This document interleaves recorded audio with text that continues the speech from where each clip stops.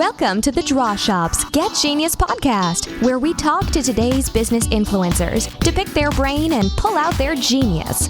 It's time to get genius.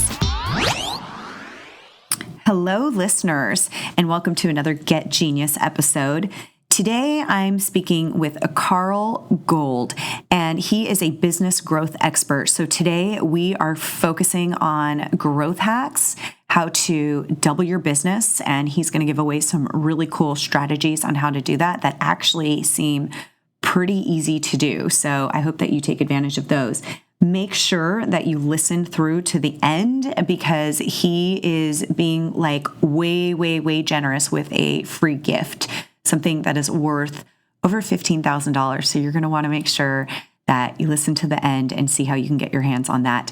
But Carl he's an incredible entrepreneur. He's a mentor, and he has built 3 multi-million-dollar businesses all by the age of 40. He's been responsible for the launch of over 5,000 businesses, mentoring those businesses, and he's also trained and certified over 7,000 business coaches in 35 countries. He's written 3 best-selling books on business strategy and growth. Those are A Blueprint for Success, The 7 Stages of Small Business Success, which we go through some of those stages on the interview, and most recently, Biz Dev Done Right. So we're talking all kinds of business and growth, how to get through those growing pains. He actually totally educated me on something that was very simple in terms of growth and how to get through those growing pains where sometimes your team gets overwhelmed, but you're not sure when you need to hire somebody, and all of those questions are going to be answered.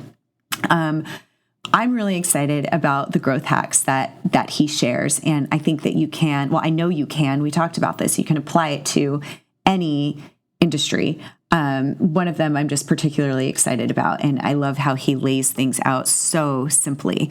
A little bit more about Carl is that he's regularly appeared on the home improvement reality TV show This House Too, and each week he co-hosts Quick and Get Rich, which is on the iHeartRadio, and he is the MC for EO Nerve and facilitator of Break Through the Barriers and the Firewalk Experience. Carl's just pretty awesome. He gives so many good tips, including what he does on a daily basis that contributes to the great wins in his life and how he maps it all out and makes sure that he is on track with all of those goals.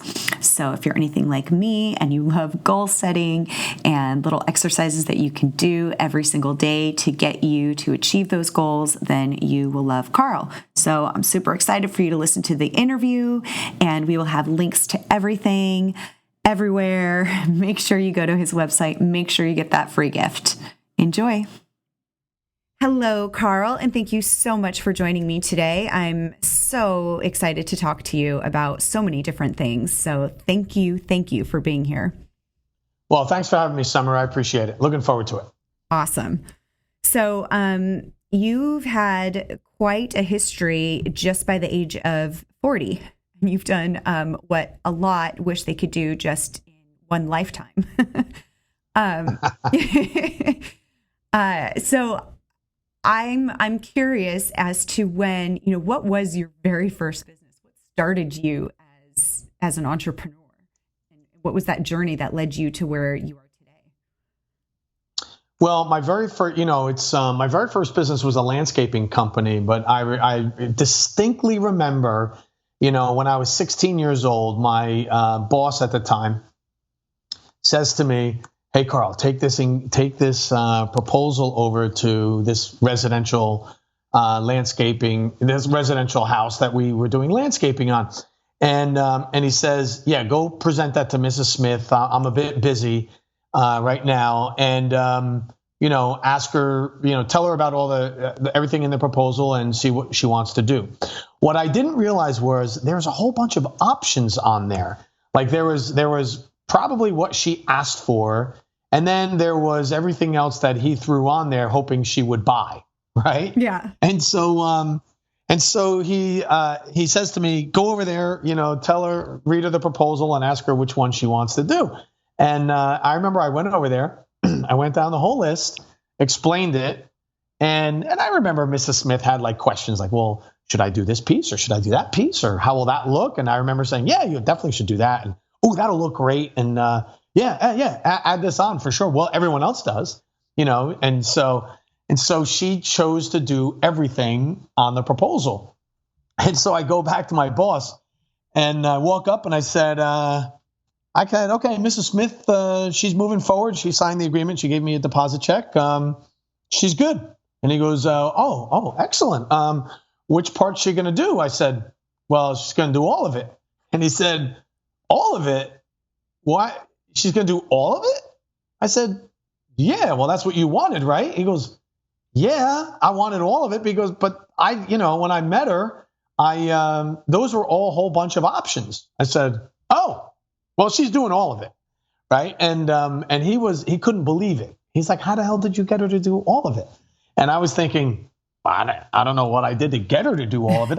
I felt like I just explained it and she went with it. And he was like, oh. And so then for the rest of the summer, he sent me out on every proposal. And because I guess I just didn't know that you didn't upsell things or you didn't know, I didn't know to, that some of the things were options. And so I just kept saying, yeah, well, this is what you should do. So I kept upselling the heck out of everything. And he kept sending me out on proposals. And so I started to realize, I'm like, well, wait a minute. Let me think this through here. He's sending me to do everything. And I'm doing all the work. I'm doing all the selling. The only thing I'm not doing is collecting the money. And I thought, you know what? I could probably do this by myself. And so I did. And so I made this my own business. And and just when I got out of my second year in college, I left school because I broke my leg pretty badly and I had to leave school. Unfortunately, I ran out of cash. And so, all the grants and scholarships ran out. And so I said, I needed a way to make money. And I said, well, I know how to do landscaping. And so before I called the boss back, I said, wait a minute. He sent me on every single proposal and then he made me do the job. So I was basically in my own business, just not getting paid for it. Right. So I decided to start out on my own. I mean, that's what really made me start it was I figured I'm doing everything anyway. What do I need him for? Okay. So I'm guessing from starting, now you've kind of thrown yourself into, now I'm going to have my own business. And had you been even outside of that experience, had you even been educated on how to run a business?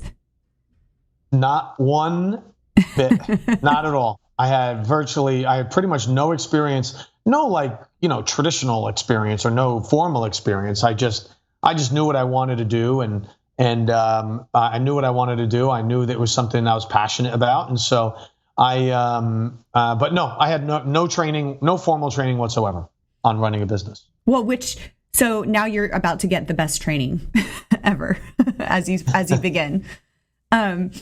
No, I think it's so funny. There's so many people that are in, it's something that they're passionate about. They didn't go to school for, or didn't go to school at all. Like you said, something happened, they couldn't finish. And entrepreneurs, they jump into something and then that becomes their best education yet, because that's where they get to make all of their first, beginner rookie mistakes. Yeah, there's no doubt. And I made a ton of those rookie mistakes too. There's no doubt about that. And I learned a lot from them. I was grateful for it at the time, and I made the mistakes when my business was small. So luckily, none of them were all that painful, to be honest with you. There were little mistakes here and there, but it wasn't anything major. So I want to hear about some of those mistakes, and maybe we can go. I mean, we know that you've built, a few multi-million-dollar businesses. What was that first business that you built, and what were some of the lessons that you learned from that? Well, first business that I built was that very landscaping company. One of the very first lessons I learned, and I'm so grateful for it because it's guided me ever since, was I remember I went out when I started my first business. I went out on my very first prospecting appointment. And I said, okay, here I am. I'm in business now. Let me go out. I'll meet with my very first prospect.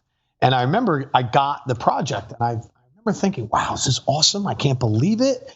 I was the most surprised guy in the room that they said yes, because, it was easier before when I was just doing what my boss told me, but now this is me. My name's on the side of the truck now. It's not somebody else. And so I went out and I signed my first client. Then I signed my second ever appointment.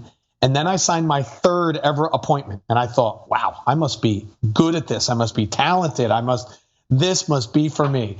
And I remember my father encouraged me to go back to the people that said yes and ask them why they said yes. What was the reason for them? What was the reasoning behind them saying yes and choosing me as a contractor? And so all three people basically gave me the same answer.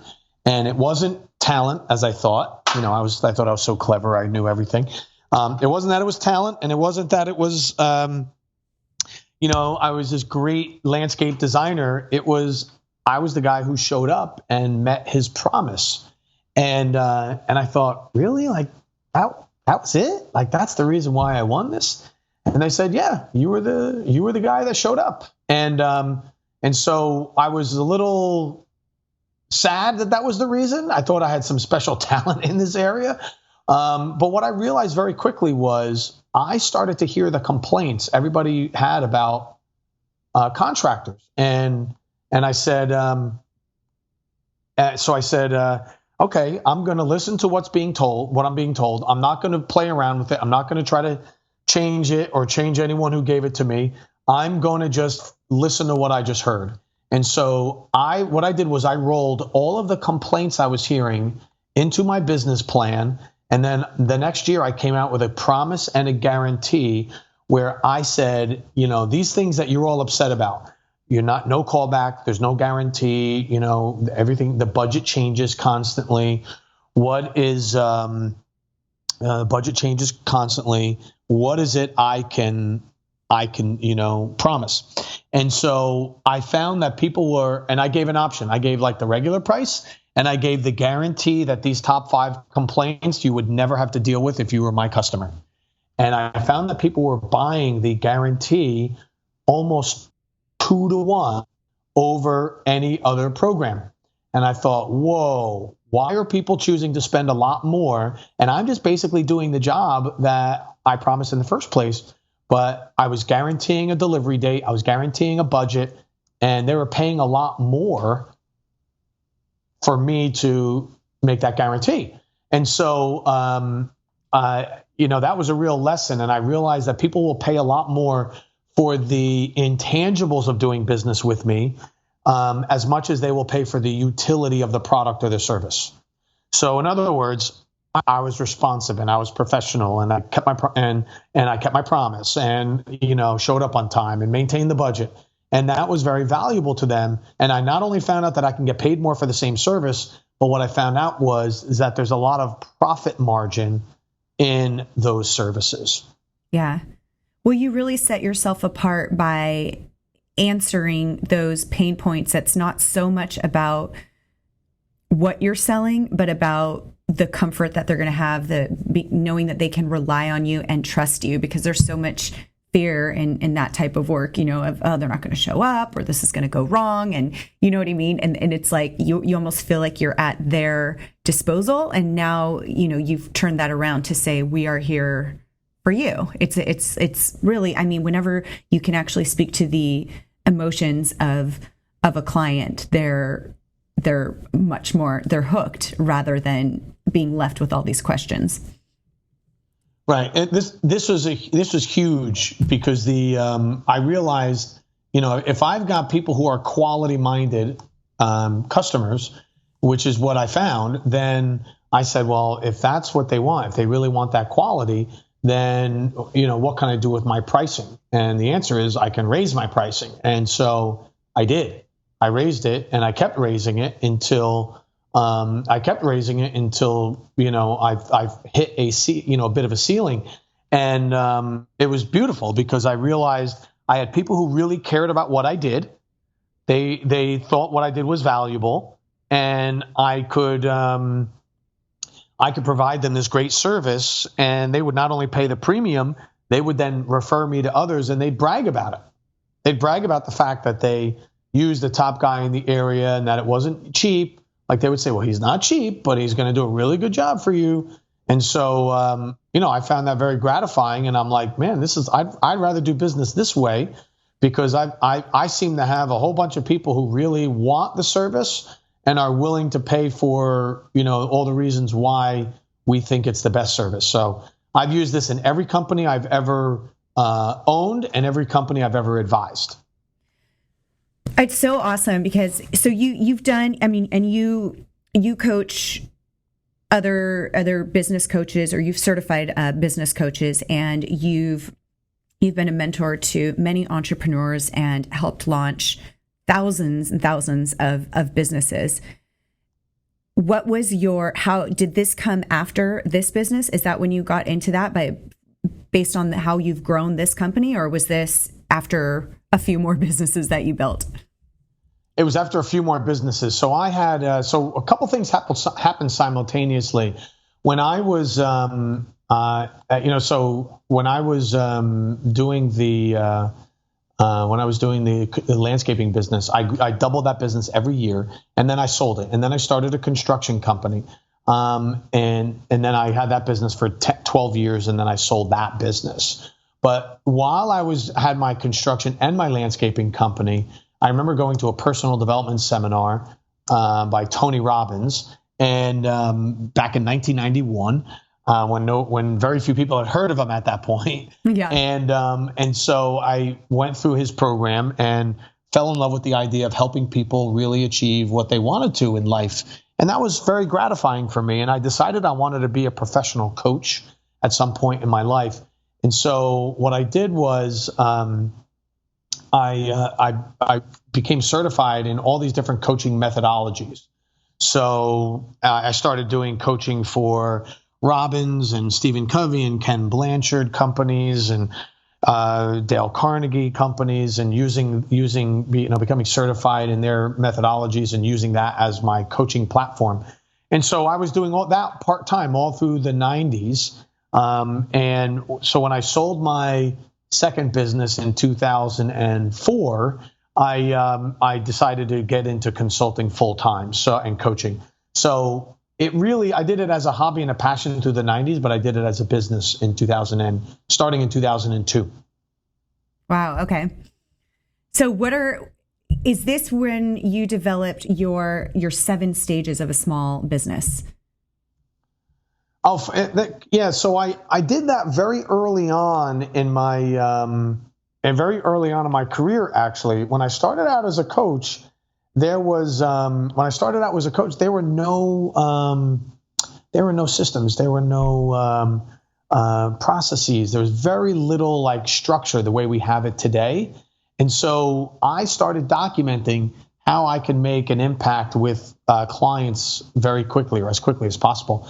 And so I actually started drawing this up in the early 1990s, and I've been using it the entire time. I wanted to figure out how can I make an impact on people right away, and even though I'm young, and even though I might not have a lot of expertise in a particular area or a particular industry, how can I still make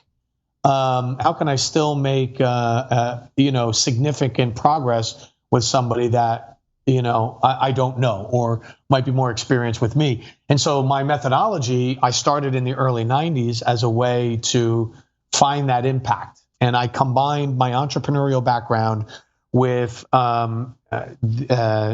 other personal development sciences like neuro-linguistics programming, NLP, and DISC, methodology. So I started combining those, and I say, well, how can I help somebody find their blind spot and understand where their area of greatest coachability is, and then be able to help them right away. And so I wrote that back then, and I've just refined it over the years. And then in the 2000s, that's when I started training people in multiple parts of the world, in different areas, different parts of the world, on the methodology or parts of it. Okay.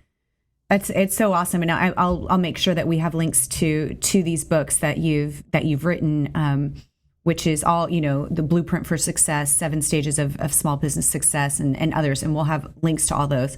But I want to ask you kind of, and I'm supposing these are in your books, but what do you think, based on all of these thousands of companies that you've worked with, all of these entrepreneurs, what do you think business owners need to master in order to be awesome and successful today? Like, what's that? Is there one thing? Are there many things? Like, what is it that they need to be thinking of? Well, it's a really good question, because there are different skills that are needed at different areas of development of your company. So, for example, early on, when you're just getting out of the gate, you need creativity, innovation, persistence, and vision.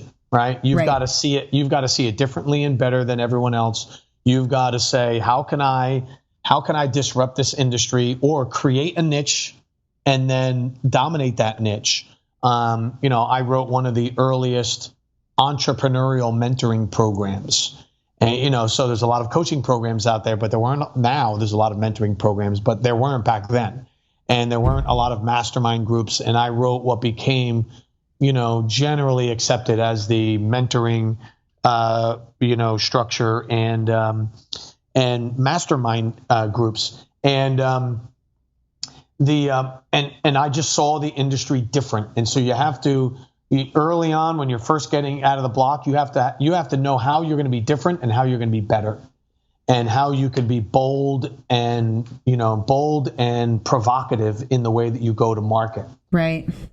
Then, the skill you need to develop is selling and marketing, because you've got this great idea, but if no one else hears about it, then it's going to fall. You're going to be in a well whispering, as opposed to climbing a tree and screaming it out.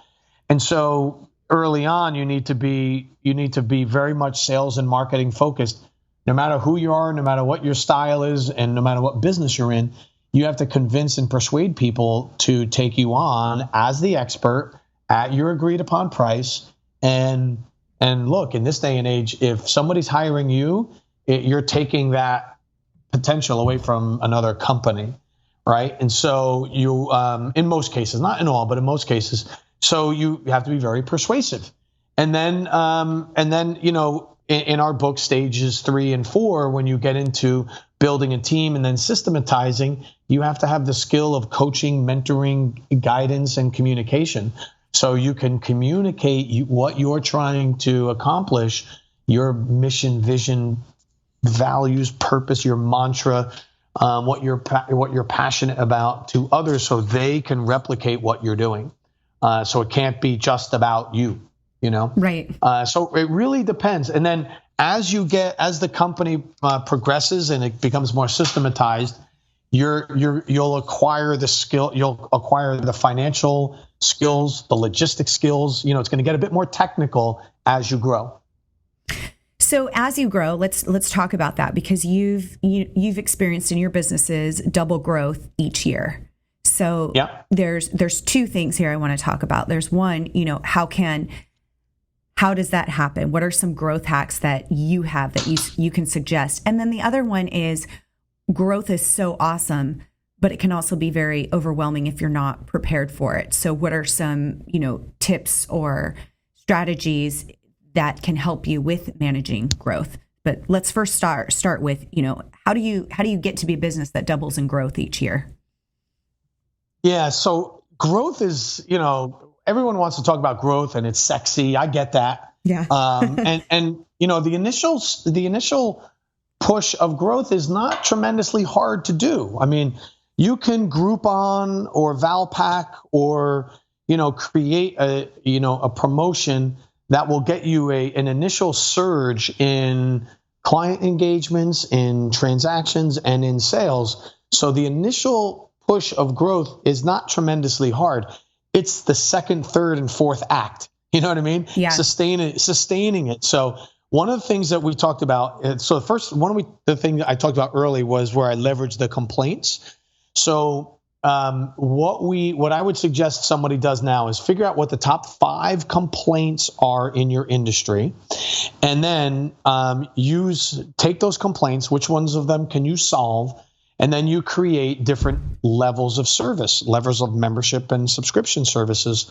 So not everyone's going to be able to do a subscription service, but you have different levels of engagement. So just think bronze, silver, gold, walk, run, fly, emerald, titanium, platinum, whatever. Right. And if you can solve one of those industry complaints, that's your bronze upsell. If you can solve 2 to 3 of those complaints, then that's your silver upsell. 4 to 5, that's your gold upsell. And basically what we're saying is that you're giving higher and higher levels of service. So, I can buy an economy ticket on a plane and just get the seat, or I could pay a little bit more and I can get like the Ambassadors Club and priority booking, or priority seating, right? On boarding. So I can solve a few problems, and I can bundle some services around different packages. And so a quick growth hack is take the 5 complaints and create the different levels, but make sure that you've got what I would call an obnoxious offer. That is your Mac Daddy, all-inclusive, big enchilada, no sissies allowed. Right. Premium VIP white glove concierge type service. And that is a uber ultra high priced option, And so by having that, your buyer will judge your quality of your service based on price. That's typically the way they do it. If you're a cheaper price, they're going to assume you're a cheaper value, quality. And so you want a higher price, so the perception of your quality is higher. And so I would suggest that you do that right away. Create this ridiculous, obnoxious offer that you can deliver on, because some people actually want it. And then, promote that package as an option, as a way people can engage with you. That's a very quick way to go, because it'll establish you as an expert in your field. And can you apply this to any type of industry? Yep. We've done it in every industry out there. There are some industries that are more regulated than others. But we've done this with real estate. We've done this with lending companies. We've done this with insurance companies. You have to look at what the regulations are, but I would suspect most of the people listening to your podcast, are not in big pharma, and in large scale, Fortune 500. So where there'll be a bit more restrictions to what they can do.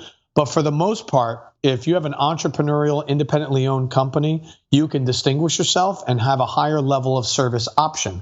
Remember, it's an option. Not everybody has to take you up on the option. Right. But so you offer it, they say yes or no to it. So that's, as long as you're offering it is the key. Not everyone has to buy it, but you have to offer it. I love that. I think that's so great. What is the best way to get those top 5 complaints? So you could get those complaints by listening to what the objections are when you go out and sell your product. Mm-hmm. Right? So you go and you meet with a client, or they come into your store, or it's an online chat, or they give you a review. Just read those, and someone will say, "Oh, they're like every other company like this. I call and there's no I don't know what 24 means, but it doesn't mean 24 hours. Yeah. There's your first one. Right. All right. They told me to, try to redeem this coupon, and I couldn't. I hate companies like this. They tell me one thing, they do another. There's number 2, right? I bought the express ticket and they said I wouldn't have to wait online. I got there, bought the express ticket. What do you know? Had to wait online. So you take the complaints that you'd hear in reviews or objections, and you make a list. So a very common example I use is when Netflix first started, mm-hmm. and their business model was just mail order DVDs. and their competition at the time was Blockbuster. And so Netflix just said, we hear you. Your top complaints are you don't like driving to the store and you don't like driving back. Those are two. One is you don't like paying late fees. Three is the local store will run out of titles. And five is there'll be penalties if you don't rewind, if you don't take it back on time, whatever. This is all. So here's what we say. All we ask is that you put your credit card on file so you could pay for whatever you use, and you walk back and forth to your mailbox. If you're okay with that, come with us. If you still want to go to the store, go to them. And they clean Blockbuster's clock, because the reality is that if you have a business that is not a bucket list item business, like you don't sell Teslas and you don't sell Rolex and you don't sell European vacations and houses on the beach, then you're like the rest of us. And customers, if they feel it's a product they have to buy, not that they get to buy, a product or service they have to buy, then their first thought is that they go to the negatives of dealing with you, not the positives. And so you need to handle the negatives first. Problem is, most businesses, when they do their strategic planning and when they put everything down on their website, they stick to the positives. And the average consumer doesn't believe what they're writing. Right. What's been written. Oh, you're the best? Yeah, doubt it. Oh, we guarantee everything? Probably not. We'll be there first. No, you won't. Right? Everyone promises that. Nobody does it. Yeah. Rather than saying, hey, listen, we understand. If you're on our site, that's because you are sick and tired of this, this, and this. We promise that will never happen to you. And if you're interested in that, click the titanium button. We're going to show you how we will guarantee the results or all of your money back, and we'll kick in some cash for you to find your next provider because we failed you. Right. You know what I mean? Now you're talking. Yeah. Well, and you're engaging and actually listening and understanding what it is that they're upset with, which, all of us as humans, that's what we love. We want to know that what we're concerned about is being recognized and addressed. And it immediately makes that, makes you feel more connected to whatever that brand is. Yeah. Yep. Do you have another growth hack for us? Sure. Right. Yeah. So we could. So that's one is your pricing and your positioning. Another, there's a number that you could do here, but you could start a couple of ways that you can get off to a quick start is what's called borrowed credibility. And so when I first wanted to become a coach, I had no brand, I had no name. It was just me, and the coaching industry was very, very young, brand new. And so I aligned with celebrity companies.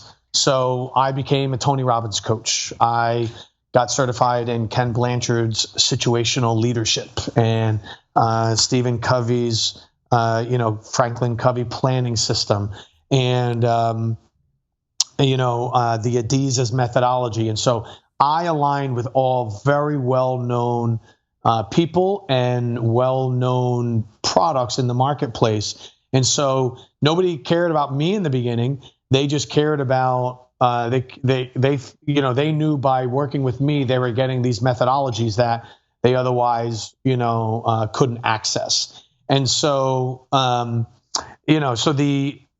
so that's one very quick way is if you don't have a brand, align with another established brand. That's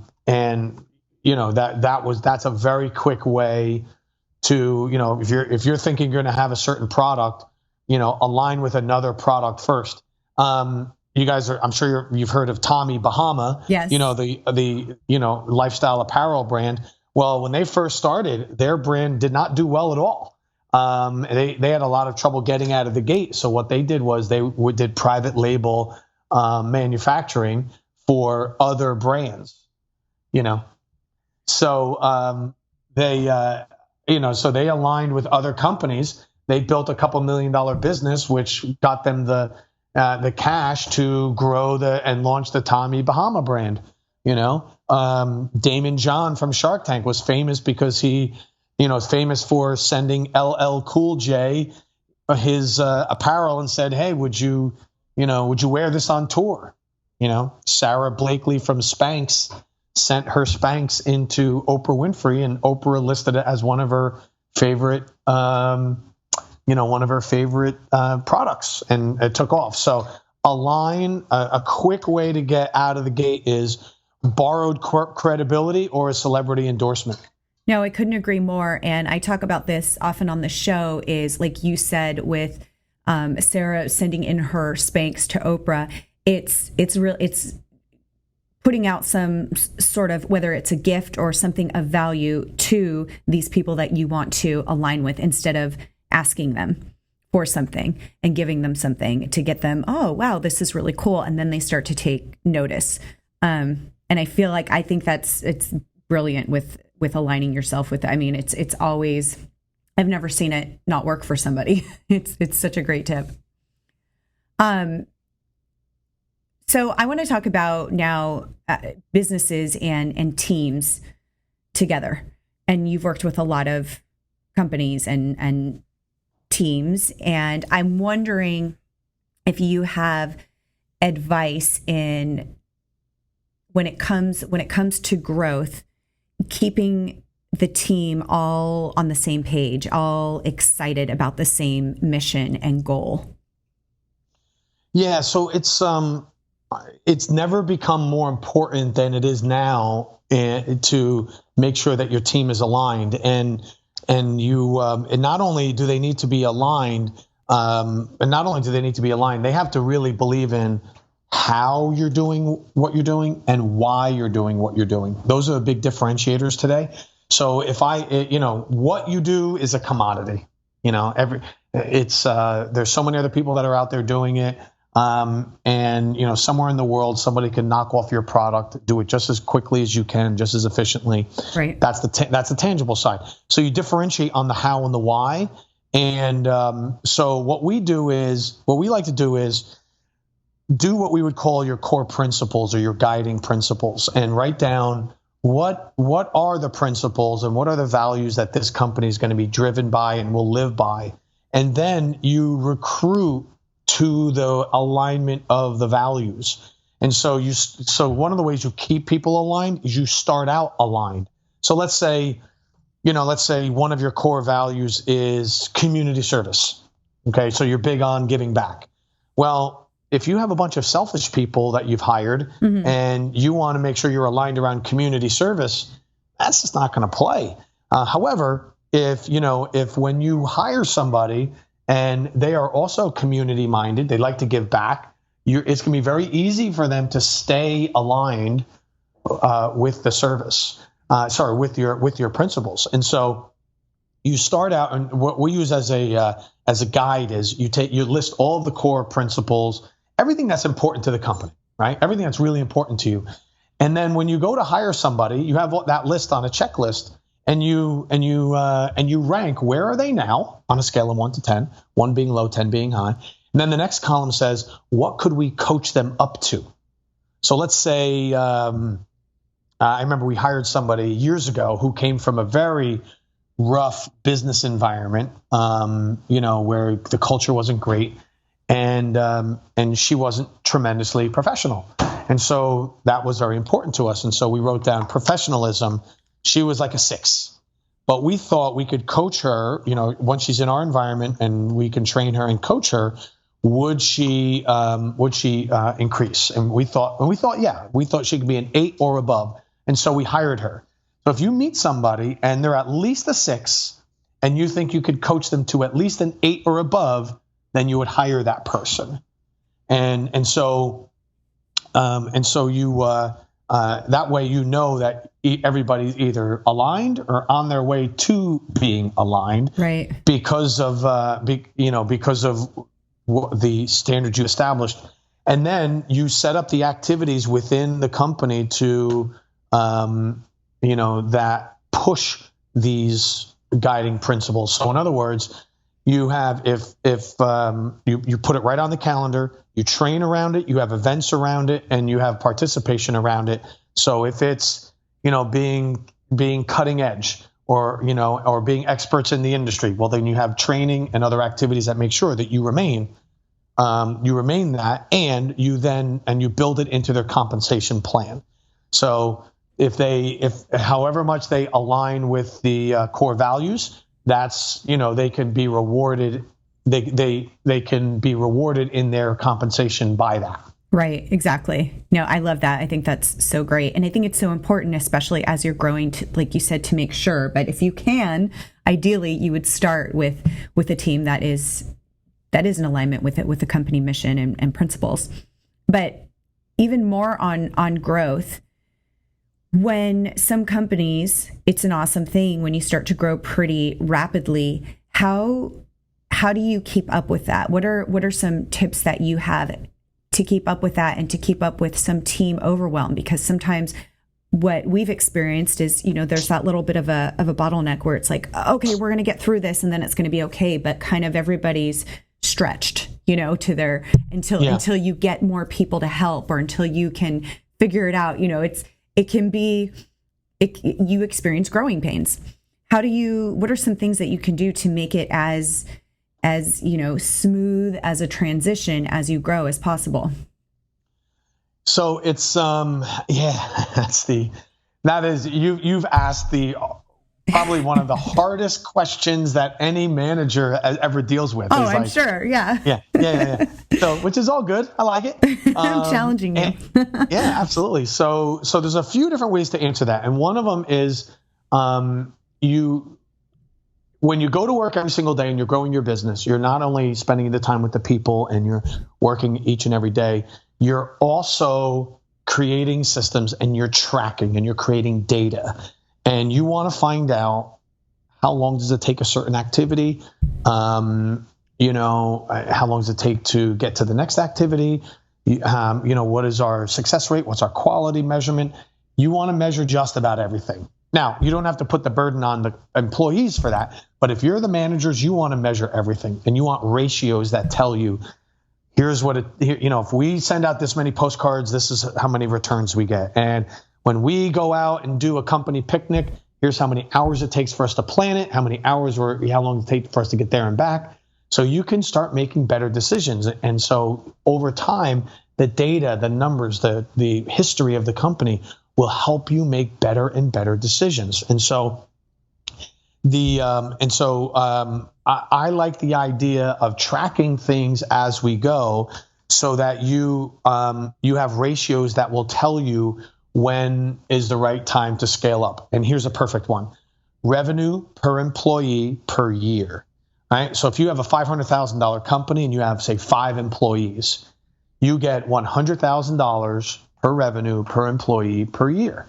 Right? And let's say at 500,000 and 5 employees, you're pretty profitable. And so that's kind of the groove. 100,000 of revenue per employee per year. Okay. Yeah. And then you get up to 600,000. You have 5 employees now. Now you're doing 600,000. And you would think, well, that's pretty good. We're doing a lot more. But everybody's stressed out. Everybody's tired, overwhelmed, overworked. They're not seeing their families. They're driving. Everyone's going crazy. And so you say, wait a minute. Now I have 5 employees and I'm doing 600,000. That's 120,000 of revenue per employee. That's too much. Yeah. Because the guys can't handle it. So at what point do they start to get really stressed out and overworked? And then that's the upper limit of that number. I'm not going to ask my team to do more than 110,000 of revenue or so per employee. After that, that's when they start to get really stressed. So when we hit 110, it's time to hire somebody. And then we get our 6th person. Now we do 110, it's 660. Time to hire somebody. So you'll know right when to hire somebody, and when you have to scale back. If you have 5 employees and now you're doing 200,000, you've got too many employees not being as productive, and your profit's going to be hurt. So you find that range, right? So you start to track things and you find the range. Like when the company's really running well, let's look around and let's look at all of our numbers at the time. How many employees? How much revenue are we doing? What's our profit number? What's our conversion rates? How many leads are we generating? This is kind of like nirvana for this size team. So let's know what the ratios are. And when we get too high into the ratio, when the ratio goes too high up, time to hire somebody. So it keeps that balance. Right. And so that's really, it's funny. I think it's Columbia Sportswear.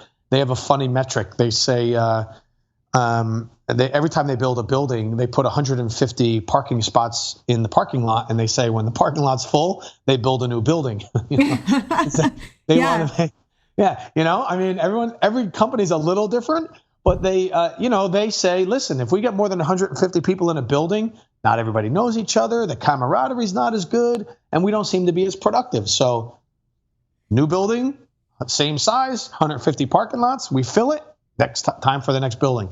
And so the numbers are really predictable. Yes. They're very consistent, and the numbers, they really don't lie. The numbers don't lie all that much. And so, so that's a good way to do it, to make sure you're tracking properly. And then that will take some of the stress off of you as you grow. Right. Okay. I love that. And it's really simple too. So I'd like to know, as we start to finish up here, what is something that you do every day or would recommend to our listeners each day that contributes to big wins for you? So I've learned now, this is my 33rd year in business. Nice. And I find, thanks. And, like I was having this conversation with somebody recently, and they say, well, like, how do you feel? Like, are you tired? Are you excited? And I'm like, in the last 2 years, I probably worked more than I've ever worked in any one year, which is hard to believe, because I've had some, especially when I had my early businesses, I've worked more than I've ever have, and yet I feel as enthusiastic and energized as I ever have. Yeah. And so for me, what I found is if I remind myself, like if I think of myself as a plant and I keep watering me, if you will, that really helps for me. So what I do is I like to do goal setting. I like to do my end of the year planning. And so I read all of my goals into my audio recorder on my phone. And I could tell you it takes about 9 minutes long. And so when I get up in the morning, and I jump in the shower and all that, I play my goals, my incantations, my affirmations right back to me. So every day when I'm getting ready in the morning, I'm reminding myself of everything that I'm trying to accomplish, why I'm trying to accomplish it, why it's important to me, what I'm going to, what my plan is to do about it, and what I see as my ultimate vision. So I do that each and every morning. It totally fires me up. And for that day, like, I really feel like I hit the ground running. And then as far as planning is concerned, I like to look as far ahead as possible. I've done a plan where I've written out what do I want to do each decade of my life. Wow. And then what do I want? Yeah. So I've got my plan all the way up to 150 years old. Nice. so yeah, I'm a little more active now than when I hit 120, but hey, I'll keep you posted. Yeah, I like it. So I've got that. And then each year I rewrite my bucket list. I rewrite my roles, my goals, my milestones. And then each week I review that plan and say, all right, what is this week going to be all about? What role am I going to develop this week, and am I going to work on? And then what are the specific activities? And I put everything right on my calendar as a recurring appointment. So down to the vitamins I take, like when I take my vitamins, when I drink my smoothie. So I use technology as my personal assistant, and man, the recurring calendar appointment has been a lifesaver. Oh, I bet. Oh, that's awesome. I love that. I have done that there's a lot of things I've done that with that I have on my calendar, and it's just blocked out because this is what I need to do, things like that. But I haven't done the vitamins. I should do that.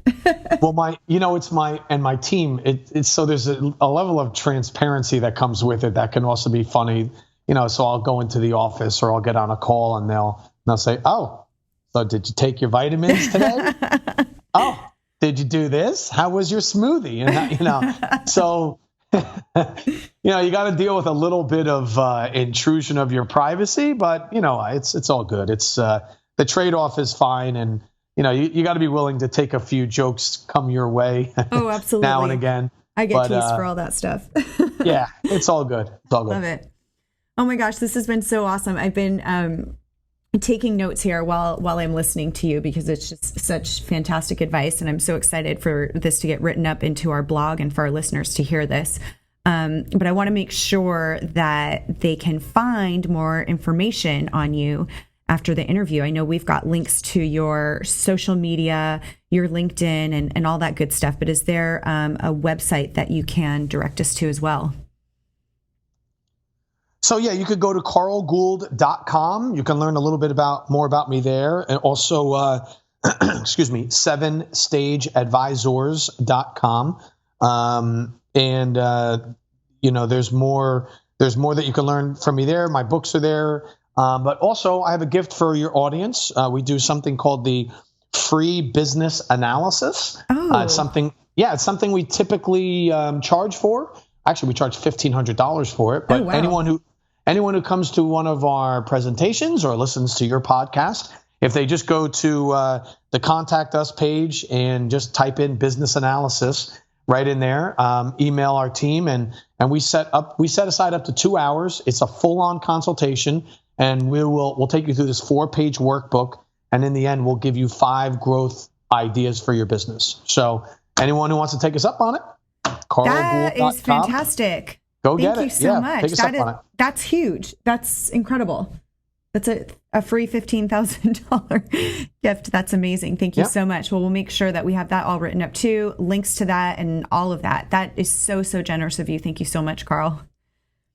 And thank you so much for being with me today. My pleasure. Thanks for having me. Thank you for listening to today's Get Genius. You can learn more about The Draw Shop at www.thedrawshop.com on Facebook, LinkedIn, and Twitter. Your home for kick-butt custom whiteboard marketing videos. Your ideas come to life. Thanks for listening. Please share, comment, and make any suggestions for future Genius guests.